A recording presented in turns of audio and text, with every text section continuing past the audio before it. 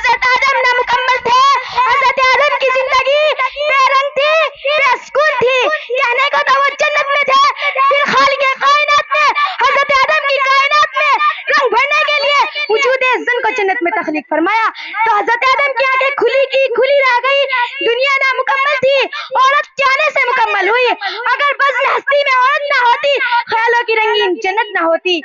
اسی لیے ایک بار کہتے ہیں ہم، وجود زن سے ہے تصویر کائنات میں رنگ، وجود زن سے ہے تصویر کائنات میں رنگ، اسی کے احساس سے ہے زندگی کا سوز درو، حضرت آدم کی زندگی کے سوز درو کو جرا بخشنے کے لیے خالق نے ساز کو تخلیق فرمایا، جن کی ہر سن نرالی تھی، اگر کوئی خاوند ہے تو اس کو بیوی کے روپ میں اس کو ملتا، اگر کوئی بیٹا ہے تو اس کو ماں کی شفیق ہستی سے جنت ملتی ہے،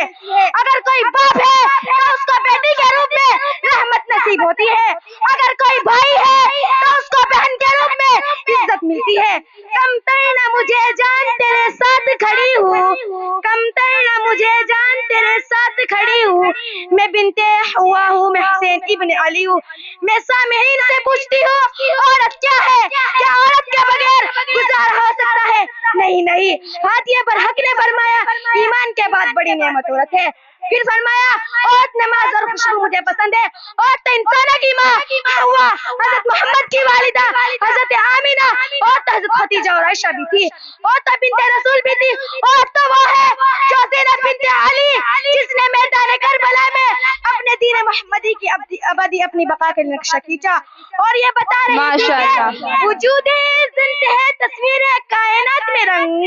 وجود زن سے ہے تصویر کائنات میں رنگ، اسی کے احساس سے ہے زندگی کا سوز درو، میں دختر مشرق بھی ہوں زوجہ نبی ہوں، میں دختر مشرق بھی ہوں زوجہ نبی ہوں، عورت ہے میرا نام میں آدم سے بنی ہوں، جناب علی عورت انسانیت کی معراج ہے، عورت دنیا کی رونق ہے، عورت محبت اور جفا کا پیکر ہے، عورت بلندی اور عظمتوں کا سر چشمہ ہے، عورت عزت کا پوشیدہ موتی ہے، یہ خوبصورت دنیا، یہ عقل و ذہانت کے شعور و نظر، یہ حسن و چمن، یہ روشنی، یہ نزاکت، یہ خوشبو، یہ رنگ، یہ سب کچھ وجود زن کی وجہ سے قائم ہے، عورت کبھی حوا کبھی مریم کبھی زہرا، عورت کبھی حوا کبھی مریم کبھی زہرا، عورت نے ہر ایک دور میں قوموں کو سنوارا، محترم حضرات اور میری پردہ نشین ماں و بہنوں، یہ دنیا ایک پھول ہے تو عورت اس کی خوشبو ہے، عورت چاند اور ستاروں کی ضیاء ہے، عورت قضا کا حکم ہے، عورت گلشن کی بہار ہے، کلیوں کی حیا ہے، ستاروں کی جرمت، موتی کی نزاکت، بجلی کی چمک، بلبل کی نما، ہیرا کی جرح، عورت تو نبی کی محبوب، مومن کی مطلوب اور زندگی کا اسلوب ہے، تو پھر میں اپنی تقریر کو اسی شعر پر ختم کرنا چاہتی ہوں، وجود زن سے ہے تصویر کائنات میں رنگ،